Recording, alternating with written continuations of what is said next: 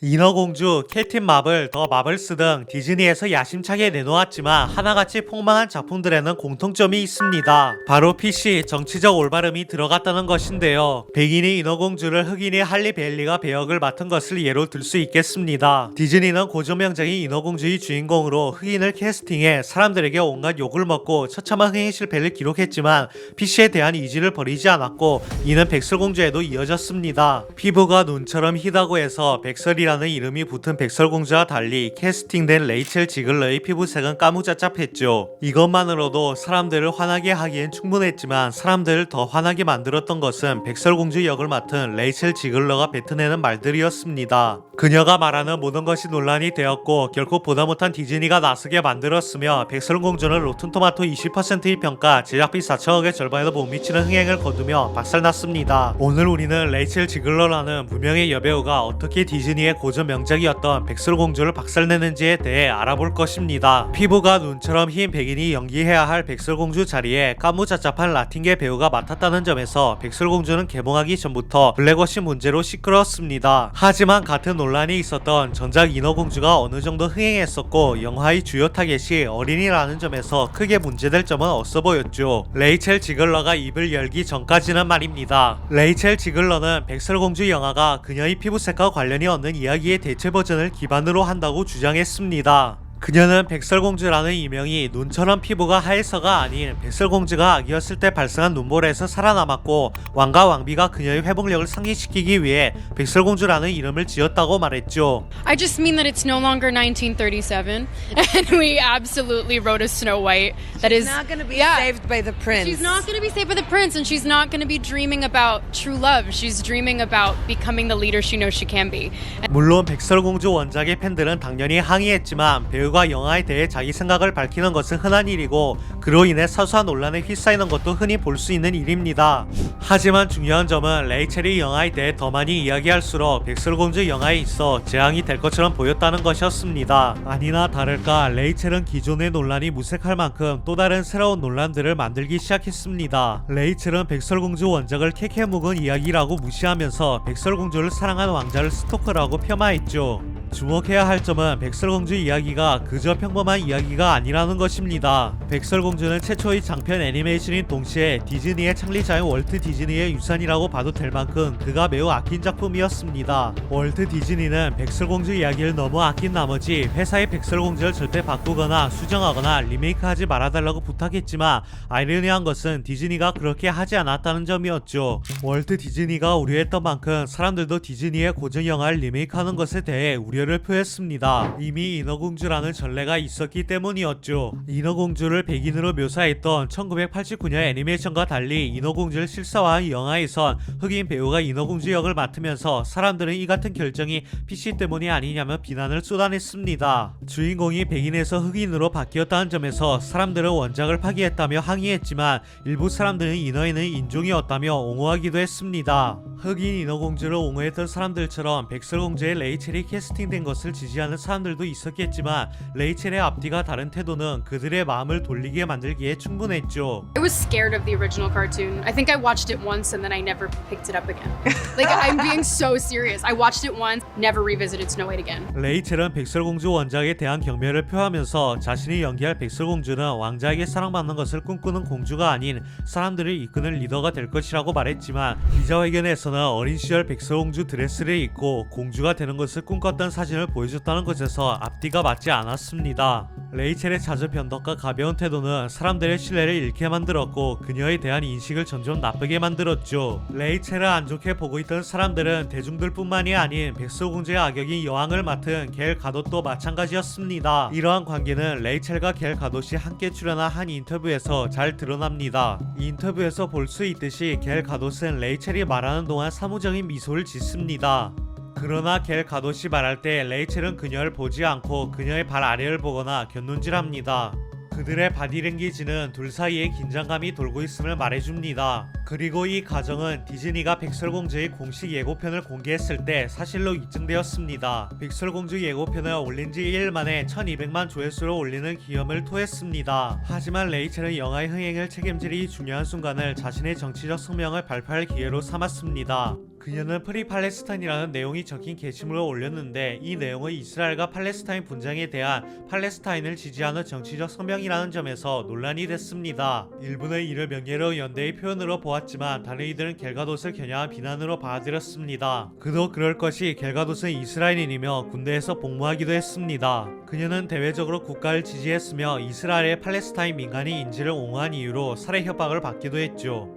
레이첼의 정치적 성명을 불편해하는 사람은 겔가돗뿐만이 아니었는데 디즈니의 프로듀서인 마크 플랫도 마찬가지였습니다. 마크 플랫은 레이첼의 정치적 성명이 영화에 초래할 결과와 그녀의 커리어에 끼칠 악영향을 상기시켜주기 위해 로스앤젤레스 뉴욕까지 비행기를 타고 날아갔습니다. 마크 플랫의 아들은 수천억 원이 걸린 프로젝트의 프로듀서인 아버지가 20살짜리 직원이 영화 홍보에 개인적인 정치적 문제를 끌어들인 것을 질책하기 위해 가족을 떠나 전국을 날아와야 했다고 불평을 토했죠. 마크 플랫의 아들 벤 플렉의 인터뷰에 이런 말을 남겼습니다. 그녀는 수백만 달러의 계약금과 홍보비를 받는 조건으로 영화 홍보에 참여했습니다. 이는 성인으로서의 책임감과 책무라고 할 수 있으며 그녀의 행동은 영화의 흥행에 분명히 부정적인 영향을 미쳤습니다. 표현의 자유는 사적인 업무에서 어떤 말이든 해도 처벌받지 않는다는 것을 의미하진 않습니다. 수만 명의 사람들이 그 영화에 참여했고 그녀는 자신의 미성숙한 욕망 때문에 모든 것을 망쳤습니다. 그 영화의 성공에 의존하는 모든 동료, 제작진 그리고 모든 노동자들을 위험에 빠뜨렸다고 봐도 무방합니다. 디즈니 프로듀서인 마크 플랫이 와서 경고했음에도 불구하고 레이첼은 그의 말을 비웃기라도 하는 듯이 다른 정치적 발언들을 쏟아내기 시작했는데 주로 미국 대선에 관련된 내용이었습니다. 그리고 도널드 트럼프가 대통령에 당선되자 그녀는 완전히 선을 넘어버렸습니다. 이 상황 속에서 저는 할 말을 잃었습니다. 4년간의 증오가 또다시 제가 살고 싶지 않은 세상으로 우리를 이끌고 제 딸을 키우기 힘든 세상으로 우리를 이끌고 있습니다.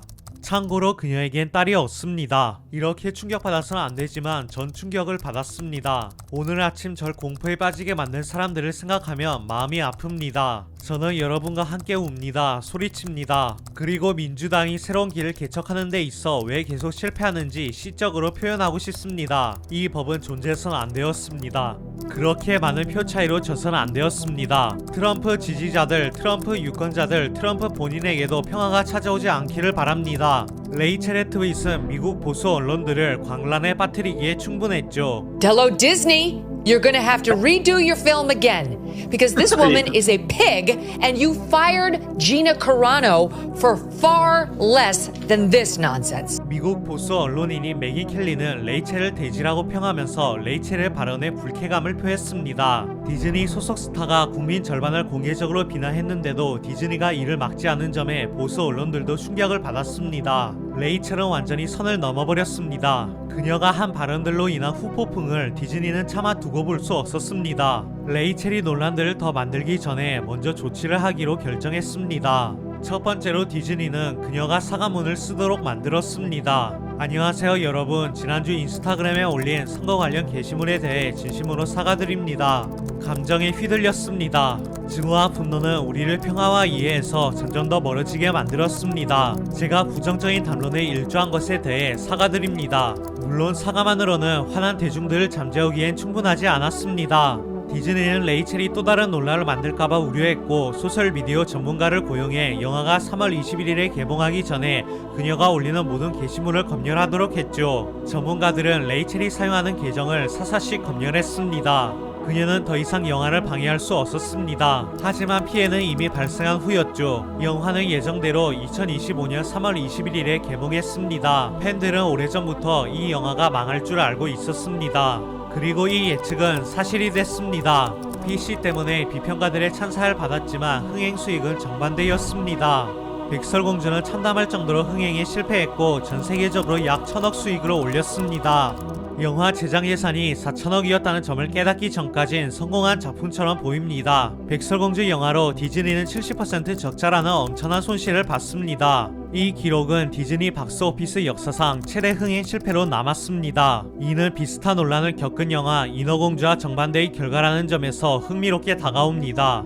인어공주는 같은 예산으로 개봉 첫 주말 성적도 유사했습니다. 사실 인어공주는 긍정적인 평가를 받은 괜찮은 리메이크였습니다.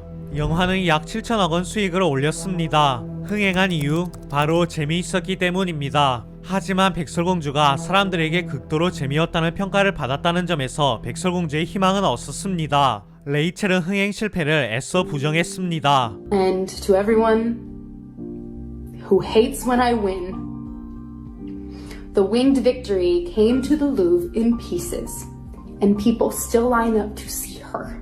사람들은 레이첼이 올린 게시물을 보고 그녀가 나르시스트임을 확신했습니다. 레이첼이 영화를 자신만을 위한 영화로 만들려 했다고 의심했습니다. 이심은 그녀가 디즈니 유산을 신경 쓰지 않았다는 것을 믿게 만들었습니다. 그녀가 원한 건 자신만을 위한 스포트라이트였음이 드러났습니다. 논란에도 불구하고 한 가지 사실은 레이첼이 한 연기가 괜찮았다는 점입니다. 그녀는 노래도 훌륭하게 잘 불렀습니다. 영화의 CG 또한 훌륭했습니다. 하지만 영화가 실패한 이유는 작품 외적인 부분에 있습니다. 레이첼이 뱉어내는 말 한마디마다 사람들을 화나게 만들었고 그들이 영화의 등을 돌리게 만들었습니다. 레이첼이 굴린 눈덩이가 커져 영화를 망쳤다고 봐도 무방합니다. 솔직히 말하자면 이 영화는 만들어지지 말았어야 했습니다. 월트 디즈니는 백설공주 이야기를 엄청 아꼈습니다. 그는 절대로 백설공주 이야기를 수정하거나 리메이크하지 말아달라고 부탁했습니다. 디즈니는 창립자의 말을 존중해줘야 했습니다.